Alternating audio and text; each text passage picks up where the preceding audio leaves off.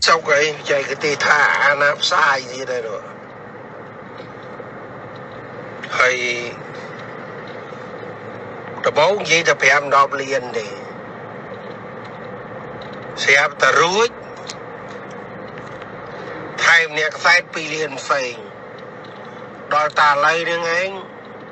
anh nghe ngay thế thì có áp sai gì đây nè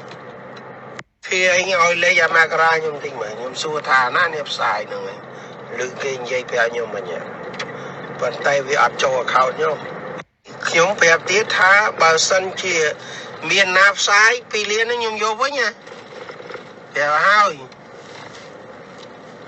miền nạp sai vì khi mà có vô với lốiวิพิจิตรตุ่มเละจอดดอลมูลฐานดำใบบอมพลือเพลอไอประจิปรสหรือบอมพลือหอบไปเนี่ยคล่ะ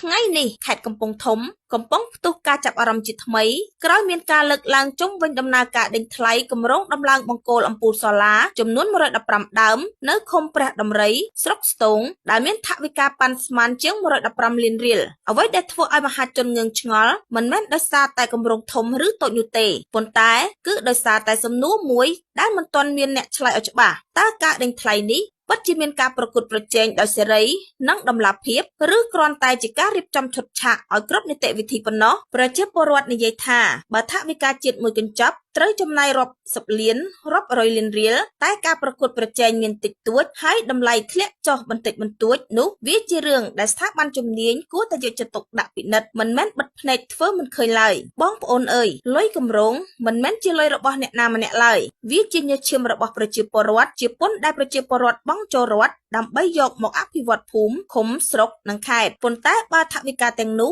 ត្រូវបានកាត់កងដោយវប្បធម៌ទឹកតែក្រោមរូបភាពផ្សេងៗឬដោយការខົບខិតគ្នាជាប្រព័ន្ធនោះអ្នកខាត់បង់មិនមែនមន្ត្រីណាម្នាក់ទេគឺប្រជាពលរដ្ឋជាអ្នករងគ្រោះដោយផ្ទាល់ផ្លូវធ្វើមិនទាន់បានប៉ុន្មានឆ្នាំខូចលុះសាងសង់រួចបាក់អំពូលដាក់ហើយឆាប់ខូចគម្រោងអភិវឌ្ឍជាច្រើនប្រែក្លាយជាគម្រោងជួសជុលឡើងវិញសំណួរសម្រាប់មន្ត្រីអនុវត្តច្បាប់និងស្ថាប័នត្រួតពិនិត្យគឺថាតើច្បាប់មានសម្រាប់តែប្រជាពលរដ្ឋគោរពឬមានសម្រាប់អ្នកគ្រប់គ្រងថវិការដ្ឋគោរពដូចគ្នាតើការចាត់ប្រកាន់ដែលកំពុងផ្ទុះឡើងនៅមូលដ្ឋានត្រូវបានស៊ើបអង្កេតហើយឬនៅឬរងចាំឲ្យមហាជនភ្លេចសិនទើបបិទសំណុំរឿងប្រជាពលរដ្ឋមិនចង់បានការបកស្រាយដោយពាក្យសម្ដីទេប្រជាពលរដ្ឋចង់ឃើញសកម្មភាពចង់ឃើញការត្រួតពិនិត្យពិតប្រាកដចង់ឃើញអ្នកប្រព្រឹត្តខុសត្រូវទទួលខុសត្រូវចង់ឃើញថវិកាជាតិត្រូវបានការពារមិនមែនត្រូវបានបែងចែកជាផលប្រយោជន៍ឯកជនបើការចាត់ប្រកាន់ទាំងនេះមិនពិតសូមស្ថាប័នពាក់ព័ន្ធចេញមកបំភ្លឺឲ្យច្បាស់តែបើការចាត់ប្រកាន់ទាំងនេះជាការពិតនោះដល់ពេលដែលអ្នកពាក់ព័ន្ធត្រូវឆ្លើយចំពោះមុខច្បាប់ហើយ